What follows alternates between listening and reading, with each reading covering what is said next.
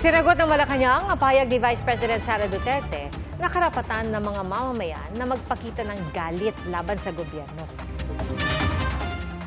Katungod man na sa mga tao nga ipakita ang ilangan, ang ilahan, kasuko, naman tay constitutionally protected freedom of speech and expression sa ato ang lason. So, saktora nga mahibalaan namo kaming mga nagatrabaho sa gobyerno kung unsay gusto sa mga tao.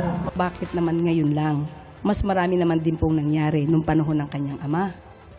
So parang ang pag-encourage po ba niya na magalit ang tao, meron po ba itong link doon sa sinasabing destabilization?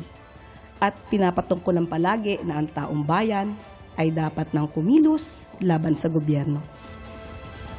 Sabi rin ni Undersecretary Claire Castro, nang malaman ng Pangulo ang tungkol sa sinabi ng Vice Presidente, ay wala siyang naging reaksyon dahil hindi raw dapat nanggagaling ito mula sa pangalawang pinakamataas na leader ng bansa. Hinihingan pa namin ang reaksyon dito, si Duterte. Mga kapuso, maging una sa saksi. Mag-subscribe sa GMA Integrated News sa YouTube para sa iba't ibang balita.